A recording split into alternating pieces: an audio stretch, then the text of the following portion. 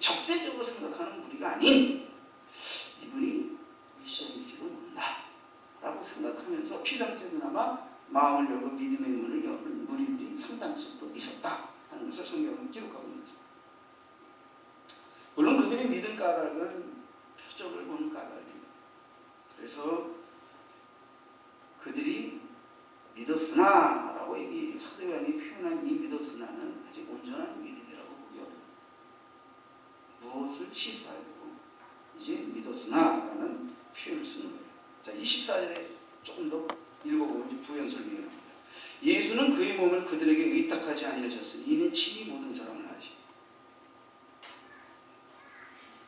그러니까 예수님이 그들에게 자기 자신을 의탁하지 않았다, 맡기지 않았다라는 것은 예수님이 그들이 예수님을 향하여 믿음을 갖고 나오려는 그 믿음을 아직 인정하거나 믿지 못하셨다. 그러니까 그들이 아직 주님을 메시아의 표적을 보고 메시아인가 하고 놀라워하기는 하지만 메시아로 믿고 따르는 온전한 믿음에 이르지 못했기 때문에 예수님이 자기 자신을 그들에게 의탁할 수가 없었다 라는 것을 시사하고 있습니다.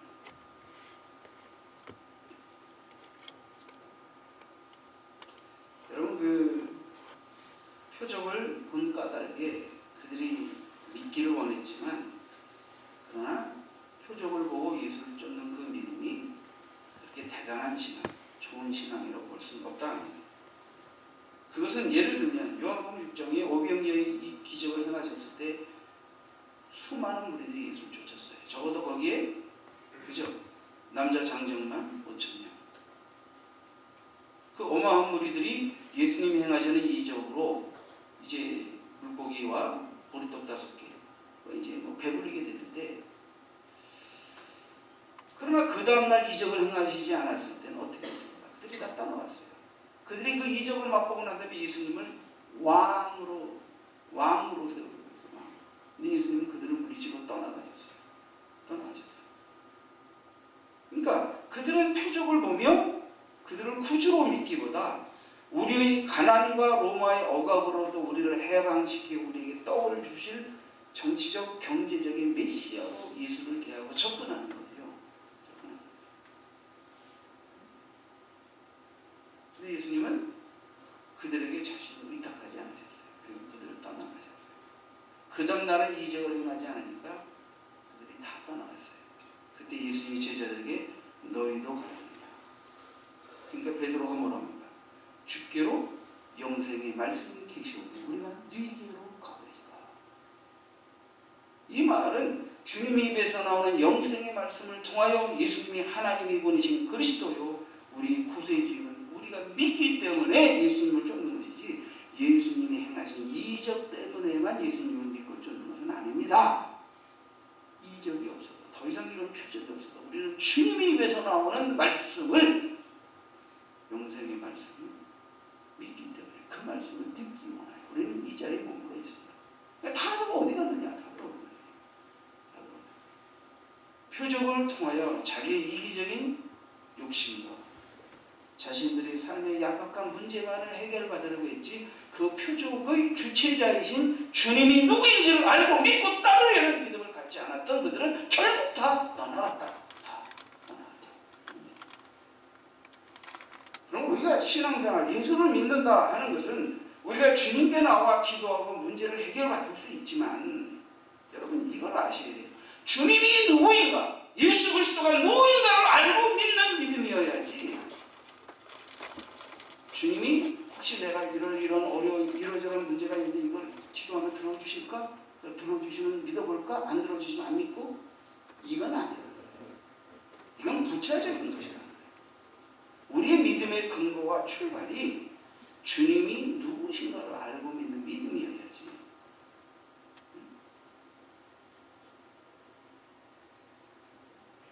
그래서 예수님은 그 몸을 저에게 의탁하지 않으신 것입니다. 그 이유는 그들을 신뢰하지 않는 겁니다. 아직까지 그들의 믿음을 진짜의 믿음이라고 보지 않으신 것입니다.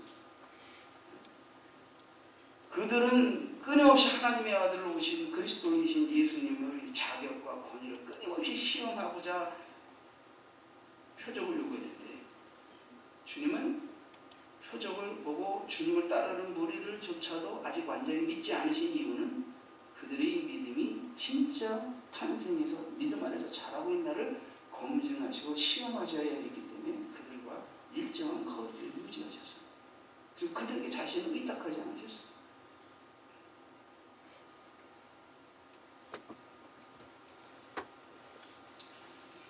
자, 예수님은 그래서 신이 사람 속에 있는 것을 아심으로 사람에 대하여 아무 증거도 받으실 필요가 없습니다. 예수님은 하나님의 아들로 이 땅에 오신 예수님이 만물을 지으신 그분이 우리에게 자신의 주권적 의지로 자신을 나타낼 때에만 우리는 알고 믿고 깨달을 수 있지. 일부러 그 주님이 인간들에게, 타락한 인간들에게 내가 신이 맞다, 참신이 맞다, 하나님 맞다 하고 자신을 갖다가 표적을 통해서 자기 정신을 알도록, 느끼도록, 믿도록 드러낼 이유는 없다. 하나님은 인간의 증거에 의해서 살아계시고 증명되는 분이 아닙니다. 조금 어려운 말입니다.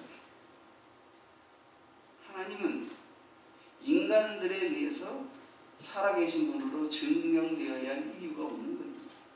왜? 하나님은 인간을 짓기 전부터 계신 분이기 때문에. 오직 하나님이 믿고자 하는 자에게 자기 자신을 계시해 주셔서 하나님을 아는 믿음의 복을 받은 자들만이 하나님을 알 수 있고 그들에 의해서만 하나님이 증거될 수 있지, 인간에 의해 하나님은 이 하나님이 진짜 하나님 맞다라고 증명될 이유가 없다는 거예요. 인간에 의해서 증명된 신이 어떻게 참신입니까?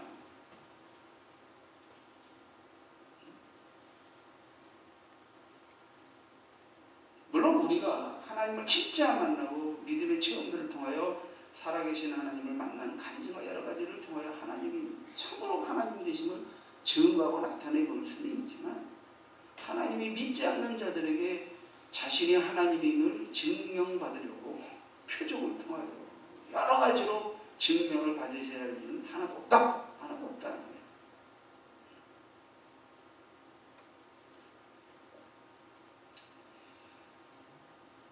자, 한 가지 말씀을, 오늘 말씀에서 한 가지 말씀을 이제 결론적으로 주목하기로 합니다. 22절을 보시죠. 22절. 한 가지 말씀, 22절. 자, 죽은 자 가운데서 살아나신 후에야 제자들이 이 말씀하신 것을 기억하고 성경과 예수께서 하신 말씀을 믿었더라. 오, 이거 놀라운 말씀이죠.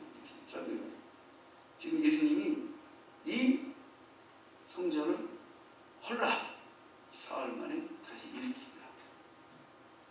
은의적으로 자신이 성전된 몸을 깨뜨리면, 죽이면 아버지께서 사흘 만에 다시 일으키실 것이라는 것을 이제 예언적으로 증거하셨는데, 제자들도 이 말뜻을 이해하지 못했고, 더더군다나 표적을 보아하던 그들은 이 성전이 42년 동안 지어졌는데 무슨 수로 이걸 갖다 부셔가지고 사흘 만에 짓냐, 뭐 서로 소통이 안 됐죠. 그런데 수년이 지나고 제자들이 이제 후에 성령을 받고 주께서 부활하신 후에 정말 어떻게 돼요? 이 말씀하신 것을 어떻게 했다? 기억하고 성경과 예수께서 하신 말씀을 믿었다. 예수님의 부활, 예수님의 부활은 여전히 중간에 의심하고 도망가기도 했고 흔들리기도 했지만, 그러나 예수님이 부활하시고 제자들, 믿는 제자들, 주를 믿고 따른 제자들에게 더할 나위 없이 예수님은 정말 구세주요 하나님의 아들이 맞다라는 확증이 이 부활 사건보다 더 놀라운 확증이 어디 있습니까? 더 놀라운 표적이 어디 있습니까? 그리고 성령, 아버지 하나님께 받아 그들에게 물부터 성령을 부어주심으로 인하여 그 성령이 예수께서 제자들에게 하신 말씀을 생각나게 하고 깨닫게 하고 그 가르치심을 이해할 수 있게 하시니까 거기서부터 이제 뭐예요? 그들이 믿음이 확 붙는 거죠. 믿음이 자라는 거죠. 이제 믿음이 자라는 거죠. 아, 그때 그 말씀하신 것이 그거였구나. 자, 말씀이라는 건 이런 겁니다. 말씀이라는 거. 구약 시대는 선지자들이 예언을 통해 하나님의 말씀을 전했는데, 그 예언은 시대적, 국가적, 또 개인이 처한 환경 속에서 하나님이 뭔가를 말씀하시는, 또 그들이 당하고 있는 어려움이나 문제들에 대한 이유를 설명하시라는 의미와, 그리고 앞으로 회개하지 않을 때는 어떤 재앙을 당하고 회개할 때는 어떤 복을 받을 것인가 하는 예언적 의미가 같이 담겨져서 현재 상황에 대한 메시지와 미래에 대한 예고가 같이 섞여서 선지자들을 통하여 메시지가 설명이 되게 되죠. 자, 하나님의 말씀을 여러분이 읽습니다. 듣습니다. 현재 여러분의 믿음의 상황과 믿음의 수준은 각기 다르기 때문에, 처한 환경도 각기 다르기 때문에 들리는 말씀이 있고 졸리는 말씀이 있고 안 들리는 말씀이 있고 그냥 말도 안 되면서 부인되고 불신되는 말씀도 있고, 그런 것들이 다 각자의 신령 속의 말씀이 귀로 들어옵니다.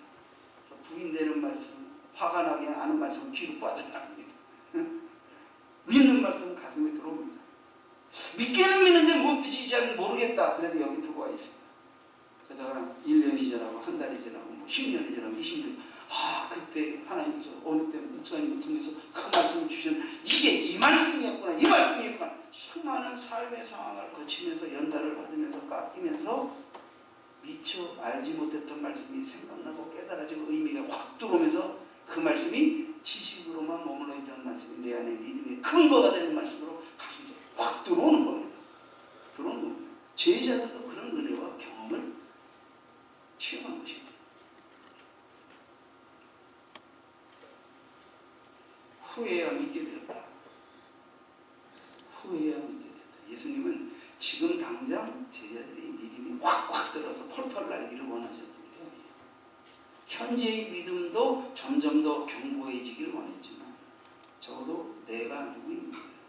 아는 이 믿음을 후에 확신 있는 믿음으로, 의심하지 않는 믿음으로, 그리고 그 사실을 증거하는 일에 목숨을 바치는 것 앞에도 두려움 없이 그 복음을, 예수 그리스도의 대속의 진실을 증거하는 일에 두려움 없이 목숨도 던질 수 있는 자들이 되게 하기까지 믿음을 기르기를 원하셨다. 그래서 그들이 후회를 믿게 됐다. 후회를 믿게 됐다.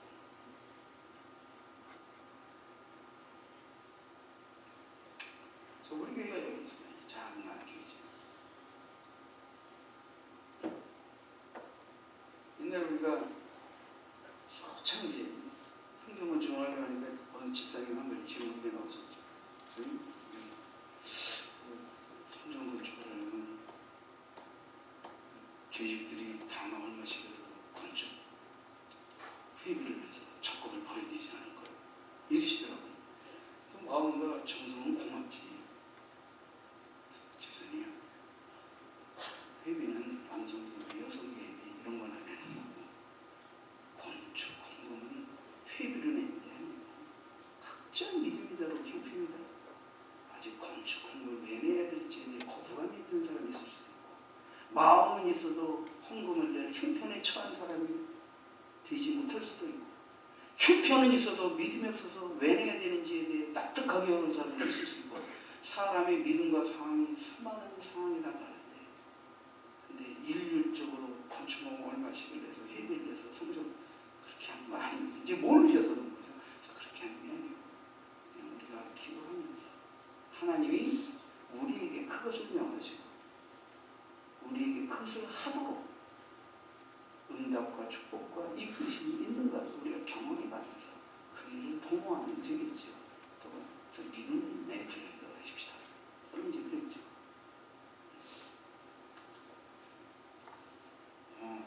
성전 건축한다고 그러고 하나님이 여러 가지 성도들에게 응답을 하니까 성전 건축 역사가 일어나는 게 아니고, 성전 건축을 위해서 뭐 믿음으로 헌금을 드리는 게 아니고, 시험 들어서 자빠지는 역사가 여러 건 발생했어요.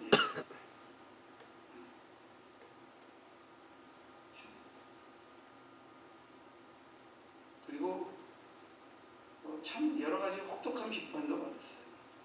여러분, 우리가 인생의 큰 흐름으로 놓고 볼 때 내가 잘 나갈 때도 있고 어려울 때도 있어요. 축복받을 때도 있고 고난을 통과할 때도 있어요. 자, 이런 개인의 인생의 흐름과 교회가 하나님의 역사를 이루어갈 때 내가 큰 헌금으로 하나님의 역사를 동참해야 될 때도 있고, 또 일반적인 그저 무난한 일상의 헌금으로 하나님의 동역에 동참해야 될 때도 있고, 그런데 때로는 내가 큰 매맞음이나 혼란이나 고통을 통해서 필절한 선택에 있을 때 개인적으로는, 근데 교회는 뭔가 지금 큰 드림으로 하나님의 역사에 도전해야 될 때 내 인생의 때와 하나님이 교회적으로 일하는 때가 맞지가 않아서 나는 그때 헌신할 수 없게 되는 때도 있을 수 있죠. 그래요, 안 그래요? 그럼 그때는 어떻게 해야 합니까, 하나님? 제가 마음은 있지만 지금 여러 가지 고난의 때에 있으니 저에게도 좋은 때를 주시고, 그 대신 우리 성도들 큰목에라도 은혜를 주셔서 제가 하지 못하고 제가 드리지 못해도 그들을 통해서 그 일을 이루어 주옵소서 축복하고 주님의 동호가 이루어지기를 기도하면 되죠. 이게 바른 믿음이에요. 근데 이제 마음이 삐딱해지고 시험이 들면 어떤 생각이 듭니까? 목사님이 평상시 이런 목사님인지 몰랐단 말이에요. 어떻게 내가 어려운데 성정군주. 그러니까 지금 내가 성정건축에 도무지 기여할 만한 형편이 안 되니까 성정건축을 등록하고 함께 건축 역사를 위해서 주님 편에 서서 뭔가 목사님과 동역자가 되고 뭔가 일을 도모하려고 하는 사람들의 움직임이 이게 꼴보기 싫은 거예요. 그리고 목사님이 이런 목사님인지 몰랐다. 팍 넘어져 버려요. 여러분 길게 보셔야 돼요. 하나님의 일은. 그리고 내 개인적인 삶의 형편을 좀 더 큰 단위, 교회적인, 국가적인 단위와 맞비벼가지고, 그럼 여러분들이 나라를 해봐요. 내가 이렇게 지금 어려워 죽겠는데 세금만 많이 내라 그래. 이렇게 해가지고 나라가 어떻게 됩니까? 정책이 어떻게 됩니까? 어떻게 일 개인의 삶이 국가의 경영과 맞비길 수 있습니까? 지금 나는 개인적으로 이런 상황이 있을 때는 거기에 맞게 깨닫고 이해하고 자중하는 믿음을 가지고 기다리고 하나님의 복을 구하고, 아직 나는 하나님 앞에 쓰이는 자가 될 수 없다 하더라도 기도라도 하겠습니다. 다른 사람들 일하고, 그러다 보면 또 하나님의 다음에 나에게 기회를 주시고 이러는 것이지. 이게 내가 지금 어려운 거예요. 이게 넘어지 말아요. 그러니까 축복받으면 소원에 대한 약속을 이행하려고 막상 그러니까 이게 뭐예요? 돈이 아까운 거예요. 그래서 넘어질 수도 있지만, 어려우니까 내가 어려운데 교회가 왜 이러느냐 하면서 무너질 수도 있는 거예요. 여러분 이렇게 저렇게 넘어지는 사람이 되지 마세요. 그게 얼마나 졸렬한 겁니까? 그게 얼마나 어리석은 것입니까? 그게 얼마나 믿음의 큰 눈을 뜨지 못하고 신앙생활하는 것입니까? 네? 여러분 우리가 다 시간이 지나게 되더라고요. 그때는 왜 내가 어려웠는지, 그때 하나님에게 하나님 일을 하는데 나는 왜 기여할 수 없어요? 그러나 지금은 왜 하나님이 나에게 기여하게 하시는지 시간이 지나면 다 알게 되고 깨달아지는 일들입니다. 다 성장과 성숙의 과정 속에서 되어지는 일입니다.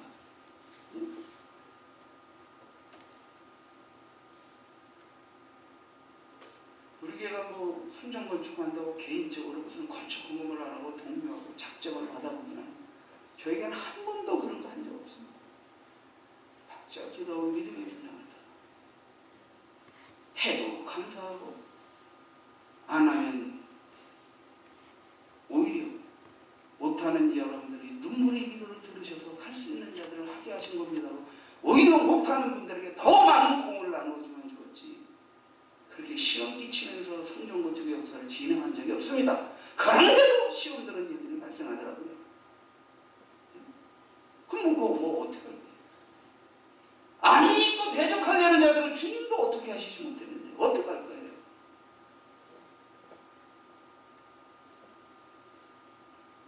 여러분, 우리는 표적이 믿는 자, 믿으려는 자의 믿음을 돕는 역할을 한 거죠. 그러나 믿지 않는 자에게 오히려 도무지 더 불신함과 적대감과 분노를 자극하고 한 거죠. 표적 자체는 이꼴 믿음은 아니다. 어떤 얘기는 믿음에 도움이 되기도 하지만 어떤 얘기는 오히려 더 불신함과 거역하는 마음에 불을 질러서 더 강박하게 만드는 쪽으로 오히려 되기도 한다 하는 성경이 나와 있는 거예요. 성경이 나와 있는 거예요. 여러분과 이렇게 신앙생활하는 지체 가운데서 어느 지체가 기도해서 응답하고 축복하고 하나님 앞에 크게 쓰임을 받는다. 박수가 나옵니까? 나도 그분처럼 기도해서 나도 그런 하나님의 역사를 체험해야지 하고 좀 긍정적인 것에 거룩한 부러움이 있습니까? 그게 정상적인 믿음이죠. 그리고 지금은 그가 주인공이지만 다음엔 나도 주인공이 되어야 해. 이런 마음을 갖는 게 정상적인 거 아닙니까? 근데 우리 마음은 그렇지 못한다는 거예요. 배가 아프잖아요. 시기한다는 거예요. 그리고 남의 정당한 헌신과 믿음의 충성을 표방하고 중상모략하고 싶어한다는 거예요. 그리고 자신이 개인의 이신의 어려움을 가지고 목사님이 교회가 이럴 수가 있냐. 내가 오는데 껍데기나 짓겠다고 이러느냐. 그러다 보니까 하나 어느 날 갑자기 목사가 미선전하는 이게 좀 어려운 겁니다. 목회가 그래서 그런 걸로 인해서 시험이 없고 넘어지는 자가 한 사람도 없게 하기 위해서 최선을 다해서 진짜 성전 건축한다고 뭐 부목사님 데려다가 뭐 은혜 끼쳐서 건축 공부 어떻게 이런 거 한 번도 한 적 없어요. 개인적으로 여러분들에게 건축 공부를 작정시킨 적도 단 한 번도 없습니다. 그냥 우리는 드릴 수 있으면 드릴 수 없는 형편일 때는 기도하자. 기도라고 하면서 하나님의 뜻이 이루어지기를 이런 식으로 우리는 성전 건축의 역사를 이루어왔는데도 불구하고 그런 시험거리들이 배우의 어떤 원수막이 중독이라고 할 수밖에 없죠. 이런 일들이 벌어지는 거죠.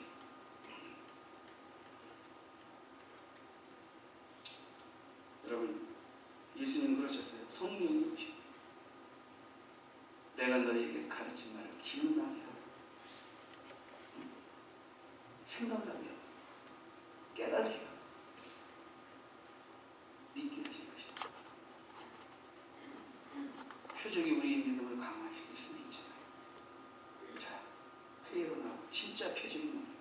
하나님이 우리에게 보이신 진짜 표적이 뭡니까? 예수님은 내가 너에게 보일 표적은 요나의 표적밖에 없다.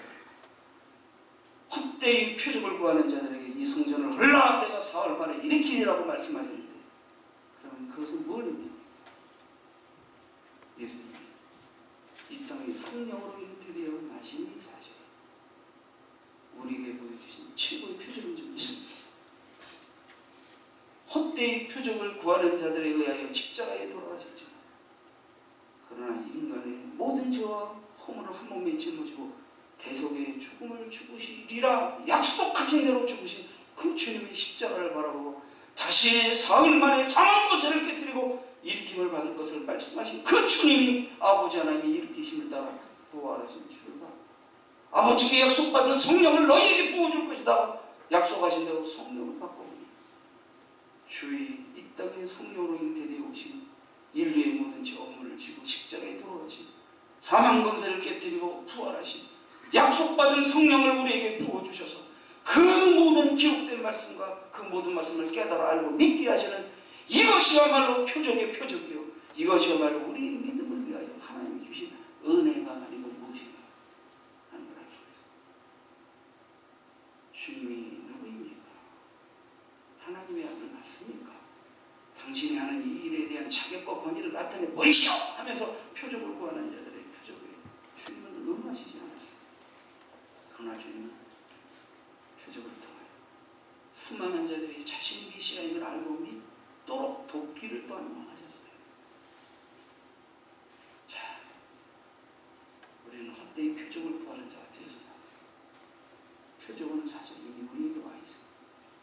내게 직접적인 표적을 보이시지 않을까 하더라도 성령으로 하나님이 잉태되어 마리아에게서 예수로 나시는 이것보다 더한 표적이 있어요. 이건 소설 속의 이야기가 아니라 BC와 AD를 가르는 예수 그리스도의 실존 사건에 관한 질문입니다. 그분이 죽은 자 가운데서 사흘 만에 다시 살아나셨다는 거죠. 우연의 이야기가 아니고 역사의 실존 속에서 있었던 일입니다. 그분의 탄생과 죽으심과 부활이 나의 구원과 무슨 의미가 있느냐를 우리가 우리가 깨달아 알고 믿지 못해서 그렇죠. 그렇게 오신 예수가 누구인지를 우리가 올바로 알고 믿지 못해서일 뿐이지. 여러분, 이 믿음은 성령이 우리에게 가르쳐 주신 것입니다. 누구든지 성령에 의하지 않고 하나님을 하고 그리스도를 주라 시인할 수 없다 하셨습니다. 성령이 예수 그리스도 구세주를 보내신 하나님 아버지를 믿게 하시고, 성령님만이 육체로 오신 예수 그리스도, 그분의 대속과 부활, 그리고 하나님의 아들 오신 예수 그리스도를 믿게 하시고, 그분이 아버지께 약속받은 성령을 우리에게 부어주셔서 우리는 성령으로 침례를 받고 성령으로 말미암아 이미 계신 성경 말씀의 기로 깨달아 우리 삶 속에서 하나님의 음성을 쫓아 살아있는 신앙생활을 할 수 있는 은혜를 잊게 됩니다. 무슨 필요인가 필요. 이미 우리는 하나님의 표준 예수 그리스도 말씀을 통해 알고 성령의 깨달음과 확신으로 믿게 되는데, 어떤 이들은 표적을 보고 있어요. 그러나 우리는 표적을 구하지 않았죠. 신앙생활의 역사 속에서 하나님의 때로는 표적을 목격하게 하시고 표적을 만나게 하실 때 우리는 더